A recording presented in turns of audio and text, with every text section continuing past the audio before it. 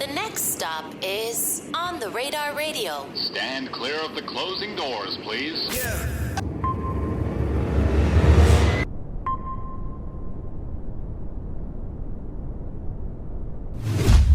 Yes, sir, baby. On the Radar Radio. Yo, special guest in the building. CJ in the building, my guy. What's up, my brother? Puerto Rican brother. Welcome back. Yes, sir. We here, man. We locked in. How you feeling? I'm feeling great, bro. I'm feeling good. I'm feeling good to be back.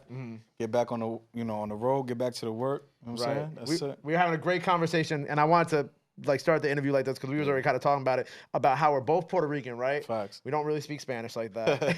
But you were telling me about how, because obviously you've done a ton of records with Spanish artists already. You know what I'm saying? Whether it's Alpha, Ozuna, Anuel, yeah. So you were kind of speaking about how you're still working through the broken Spanish and like trying to get it right yourself too, right? For sure, yeah. Because both my parents are Puerto Rican, but like my mom ain't really like teach me like fluent Spanish growing up. You know what I'm saying? Like I guess like being from Staten Island and shit, we there wasn't really a lot of Latin people around, so it kind of wasn't a thing. Like learning Spanish wasn't like a priority for us. But now that I'm getting older and I'm doing more Latin music and shit like that, working with Latin artists, I definitely wish I had that in the back the back burner for sure. It's like you're saying like when you go to DR too, they just be thinking you like automatically they just start they come up to me, start speaking Spanish. I'm like I understand more than I could speak. You know what I'm saying?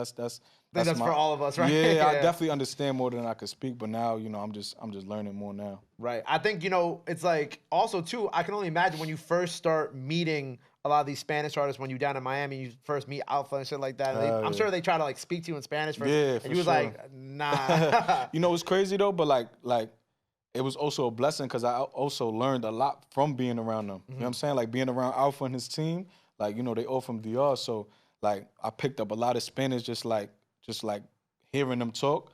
So like it was kind of like a blessing in a way. Right, because I think it's like the duality from like here to there. Like I even thought about somebody the other day was like, oh, somebody last night who was here when I was telling you we had some of the Spanish artists here. They're like, oh, you don't speak Spanish, and I'm like, I think it's so funny because I came up under Angie Martinez, and Angie also doesn't speak Spanish. She's also Puerto Rican. A lot of Puerto Ricans, bro. Like especially if you coming out of New York, like I feel like I don't know why it wasn't a thing, but like I said, I definitely wish I grew up, speaking more Spanish, but now that I'm older, I definitely got the time to learn. So I was thinking about like when we were kids too. My abuela would tell me, she'd be like, I would try to talk to you in Spanish, but then you'd be like, nah. But then I would be like, nah. Nah, that's the same thing with me. Same thing with me. Like my grandparents would, they would try to speak to me, and I just didn't want to hear it. I was like, nah, like because it wasn't taught at school, and a lot of my friends didn't speak Spanish. So I was like, why am I really learning if none of my friends speak it? You know what I'm saying? So it was kind of like that, a situation like that, but. Like I said, it's definitely a major key to have when you get older and shit and you're moving around, you in different countries. Like it's definitely important to know. Especially when you're yourself a crossover artist too now. You know what I'm saying? Because it's like it was one thing when Whoopty came out. I was like, okay, cool. He's from New York. He's Puerto Rican. He's doing rap. He's doing drill, whatever. But then when you link up with Alpha and Anuel and shit, and then it's like. Oh wait, now like you opened up a whole nother lane, and and it's different because it's like for you, like some artists could do a song with a Spanish artist and that'll be it, right? They'll drop it, that'll be it. But then like you like were like, nah, I'm gonna lean into it. Because you know what I'm saying? Like for me, like even though like it don't matter that I speak broken Spanish or whatever the case may be, Spanglish, but for me like I always wanted to like a goal of mine was always to like get back to my heritage. You know what I'm saying? Like I always wanted to like. Go to Puerto Rico, learn, my background, and that was always a goal of mine. Yeah, I love hip hop and shit like that, but I also grew up on a lot of, reggaeton growing up because my mom, she listened to a lot of Daddy Yankee, Don Omar, so I always had that too, you know what I'm saying? So it was kind of like a balance for me.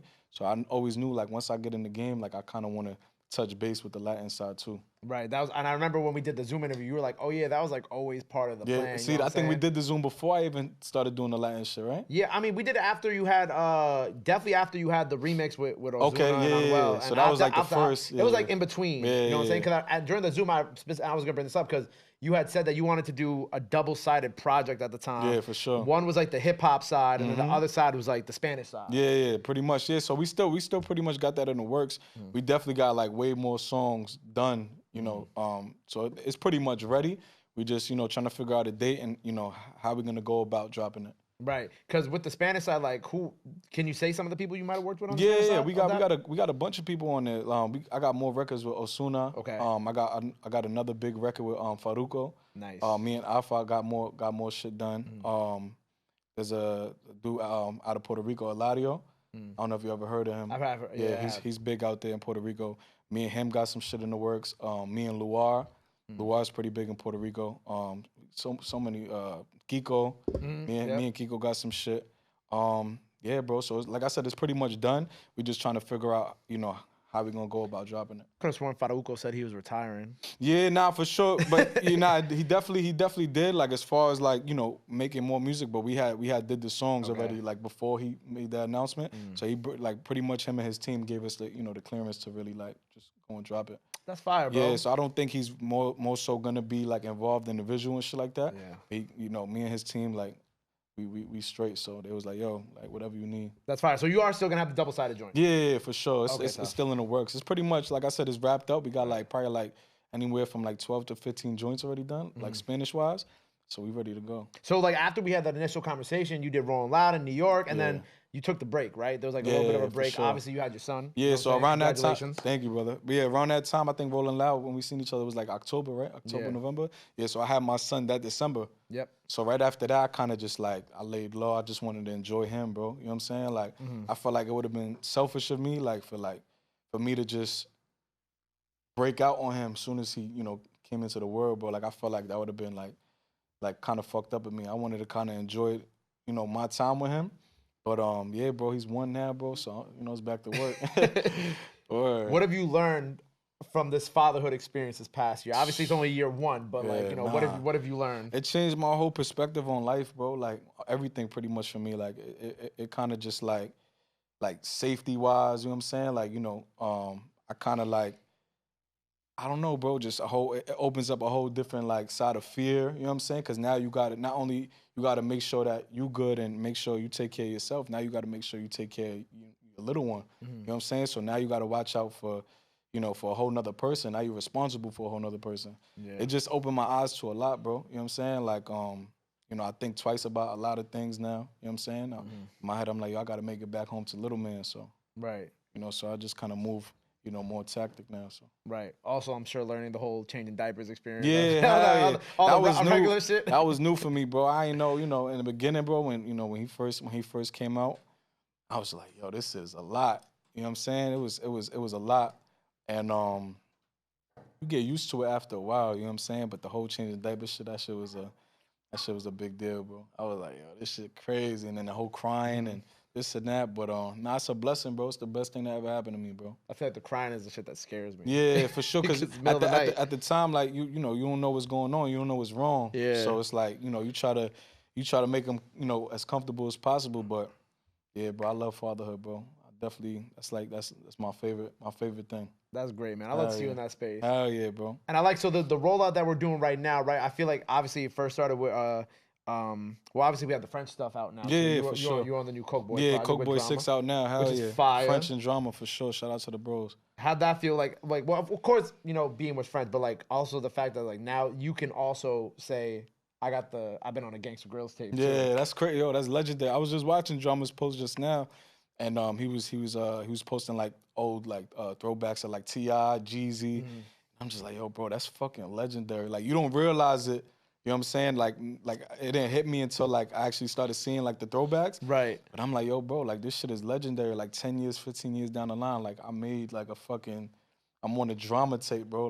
Like me growing up, whether it was No Ceilings and all the shit that he did with Weezy, like that shit legendary to me, bro. And did you know it was gonna be a? I didn't know about. Nah, I think I heard like French hit me. He was a while back, like maybe 6-7 months ago. Hit me. He was like, yo, I'm putting the tape together. He didn't mention drama though. He was like, yo, I'm putting the tape together. Coke Boy 6, send me something.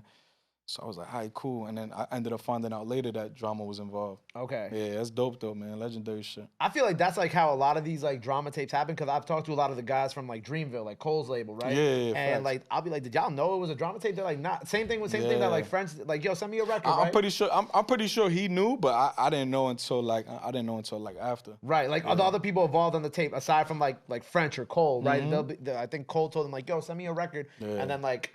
the tape came out like the week of. They all found out it was drama tape. Yeah, it was drama tape. Nah, Like, it's dope, bro. Like I said, like it's a movement that's been happening for so many years. Well, like 15, 20 years that Drama been doing these tapes. Like I remember being a kid listening to him and like I said, him and Weezy and shit. So like to be a part of that, bro, like it's dope. So as we go into this new rollout, right? We got Nels just sent me the new single that drops. Well, when we're recording this at midnight, right? Yes, sir. Gangsta drops tonight at midnight. Sir. So by the time sir. y'all see this, it's already out. Yes, So go sir. check that out. Yes, sir. Obviously, you had some Spanish records you put out since 2022, but now we kind of getting back into the English bag with this, with the French project too. Yeah, I kind of just wanted to just get back to the whole New York vibe. Like I feel like New York is at a great space right now, and shout out to everybody that's killing it on the New York scene, whether it's drill, whether it's the girls that's coming up. I love what's going on for New York right now, and I'm glad to be a part of it. And I just wanted to get back to the New York roots and just hit the streets real quick. Right. I think there's one video that sticks in my mind. I think it was like you with Joe and a few other like legendary New York artists, and y'all was in a sprint, and I'm like, I love seeing this. Oh yeah. I don't remember. It was a long time ago, but I just always think about that video. That was it was me, Jim Jones, Fab, Davies, Roddy Rebel, and I forgot Joe. Joe. I think Joe was there. Yeah, for sure. What was that?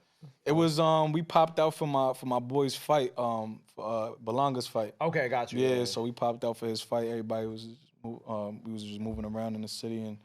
Yeah, we made it look good. I thought that was cool because that felt like it was like obviously you had them right, then you Rowdy, like it kind of felt like the old school and the new school all shit. Kind of like, you know what I'm saying? Yeah. Like that video, like I know it's a very quick like just like a social media video, like oh look, we all going to the fight or whatever, but like I don't know, I feel like if you actually look at it, like it means a lot more than just that too, because it's just like okay.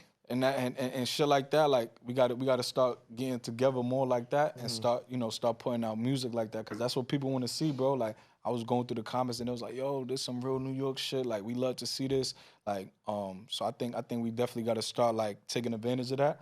Let's kind of just start putting more music out right now. Like what Jim and French is doing, I think is a great example of that. Cause you got Jim with his Gangsta Grills tape. He put mad people on. He even doing a Latin shit. He doing a Latin tape. Yep. I think his shit is nah. Jim man, he's a good dude, man. I love Jim. He's funny, man. He's a good dude, humble too.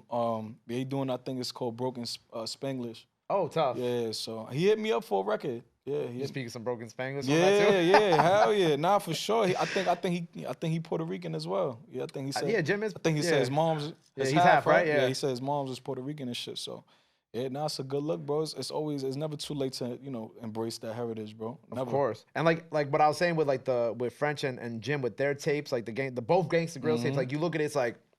On Jim, he obviously had a bunch of the Bird Gang guys. He had Dusty, Ross, a few other people on that joint. And then on French's tape, obviously like Coke Boys, T-Dot, D-Thing, all the young kids coming up. His neighborhood in the Bronx. Like I thought that was fire. That's another thing with French, bro. Like he give opportunity. Like he know, like he be in tune with what's going on. Like all the young dudes coming up, so he jump on it quick. Like, you know what I'm saying? He kind of like a Drake too. Like Drake be giving opportunity too. Like if the record hot, Drake would jump on it.